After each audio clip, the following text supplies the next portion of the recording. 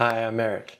This channel's for Gen X, the 46 to 61-year-old crowd, navigating a job market that has completely changed the rules without bothering to tell any of us. We don't do hustle culture here. We don't do tips at work for 28-year-olds. We talk about what's actually happening and what actually works for people who've been around long enough to have seen 3 recessions, 2 industry upheavals, and the complete collapse of the idea that loyalty gets rewarded. If you're new, please hit subscribe. Today, we're talking about networking. Why most of us are bad at what the modern version of it is, and why that's completely understandable and exactly what to do about it. Let me give you a little context. I think it's actually important for understanding why this feels hard. If you entered the workforce in the late 80s or 90s, you came up in an era where the deal was relatively straightforward. You got credentialed, you got hired, you worked hard, you got promoted, and periodically a headhunter would call you with an opportunity because your reputation preceded you. Jobs came to you, or you applied and you got them on merit. The resume went in, the interview happened, the offer came. You didn't need to work a room. The room came to you. That's not nostalgia. That was genuinely how it worked for a lot of us. And it worked because the labor market was tighter, tenure was valued, and companies weren't yet running every application through an algorithm designed to filter out anyone who graduated before 2010. Now, here's what's changed. The ATS, the applicant tracking system. It became standard. Now your resume gets screened by software before a human ever sees it. And that software can filter by graduation dates, flag-dated language, like seasoned professional or extensive background, and statistically deprioritize candidates in ways that just happen to correlate with being over 45. So here's a statistic. A 2024 survey of 1,600 plus workers, 50 plus, found 59% feel their age created obstacles in their job search. The game changed. The question is whether your strategy changed with it.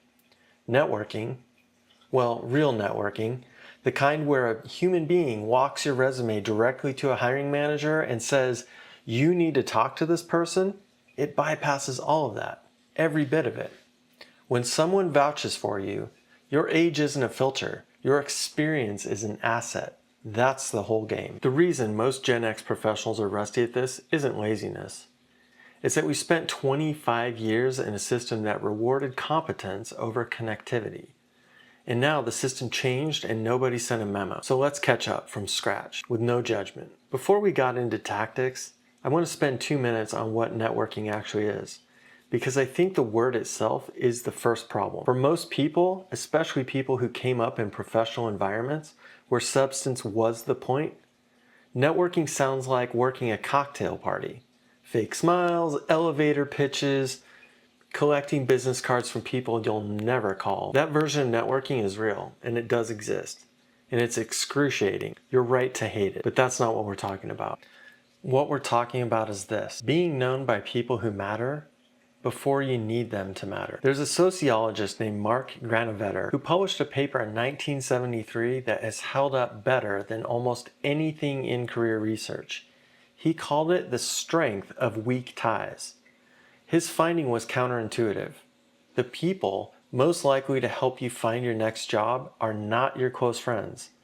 They're your loose acquaintances, people you know well enough to reach, but not so well that you're in the same information bubble. MIT and Stanford validated this with 20 million LinkedIn users in 2022.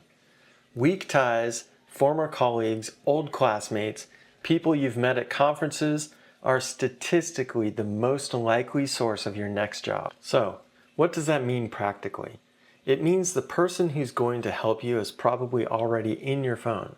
You just haven't talked to them in a while. That's the real definition of networking for our purposes: maintaining and activating relationships that already exist, plus building a small number of new ones deliberately. Not a cocktail party, a strategy. Okay, here's the tactical section. 6 moves, in order, start at the top and work your way down. Before you send a single message or update your profile, spend 30 minutes doing a network audit. Open a notepad, physical or digital, doesn't matter, and write down 3 categories of people. 1. Former managers or skip levels who respected your work. 2. Former peers or colleagues who you actually liked and worked well with. And 3rd, people outside your old company who you've crossed paths with, whether it's vendors, clients, conference contacts, former classmates. Don't filter for recency.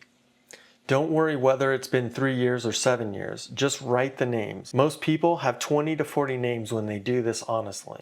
That's your asset base. That's where we start. LinkedIn is not optional anymore. I know some of you have a profile that hasn't been touched since around 2019. That's not a profile, that's a placeholder. Here's what actually matters on LinkedIn for our demographic. First, your headline. Most people have their current or last job title there. That's fine for employed people who aren't looking. If you're open to opportunities, your headline needs to communicate what you do and who you do it for, not just what your last employer called you. Second, turn on open to work, but set it to visible to recruiters only, not the public banner.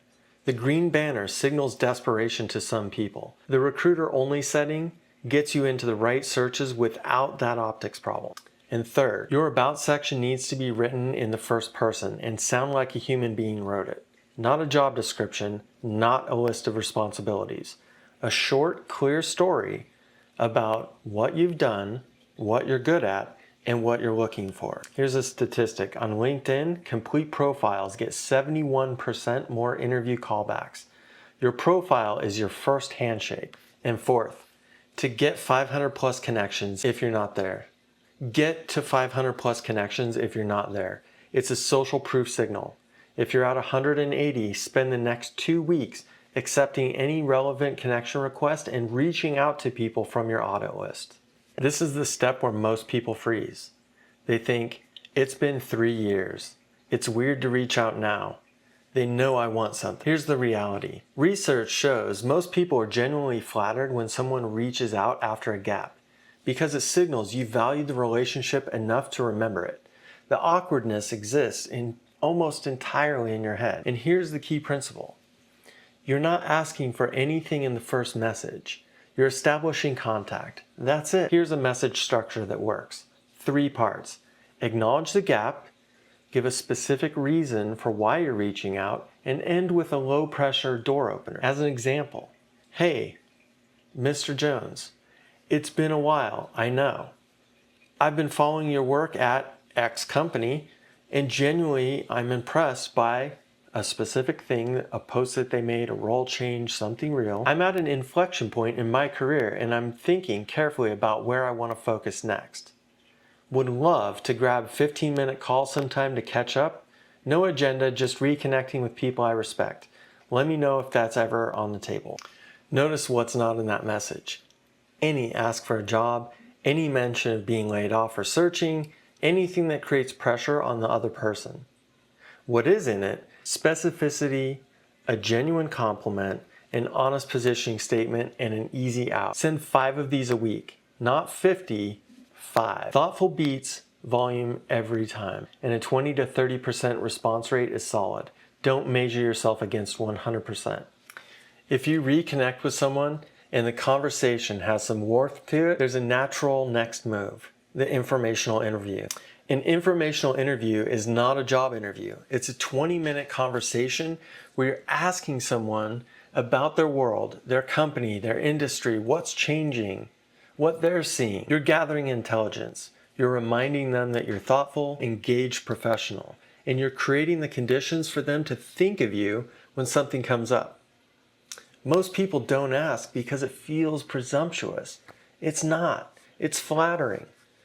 You're asking someone to be a source of expertise. Almost everyone says yes. You can ask, based on our conversation, I'd love to pick your brain for 20 minutes about what you're seeing in your industry or function. Notice, I'm not asking you to help me find a job. I'm just trying to make smart decisions about my next move, and your perspective would genuinely help. Would you have any time in the next few weeks? When you get on the call, prepare 3 specific questions. Shut up and listen more than you talk. End by asking if there's anyone else they think you should be talking to. That question alone will build your network faster than anything else you do. After every informational interview, send a handwritten thank you note. I know that sounds old-fashioned. It will make you unforgettable. Passive networking. Maintaining a profile and waiting is not enough. You need some level of active presence. For most of us, that means two things: LinkedIn content and in-person industry events. On LinkedIn, you don't need to be a content creator. You need to post something substantive once per week. A take on something happening in your industry, a lesson from something that you've worked on, a question that prompts real discussion. Doesn't need to be long. 2 or 3 paragraphs is fine. The goal is to stay visible to people who already know you, to show up on the radar of people who don't. LinkedIn posts get 3x more reach when they include a first-person perspective rather than shared links alone. On in-person events, find one industry event or professional association relevant to your field and go this quarter. Not to hand out business cards, to have 3 real conversations with people doing interesting work. Quality of connection beats quantity every time. The goal isn't to become someone who loves networking. The goal is a small, consistent habit that keeps your network warm so it's there when you need all of it. The last move is the most intentional one. Build a targeted list of 10 to 15 companies you genuinely want to work for, or that fit the direction you're trying to move. Then, use LinkedIn to find second-degree connections that you have at those companies, people you're one introduction away from. Reach out to your mutual connection and ask for a warm intro, or reach out to the person directly. Mention the mutual connection and use the same reconnection message structure from step 3. This is how to get inside the 70% of jobs that never get posted.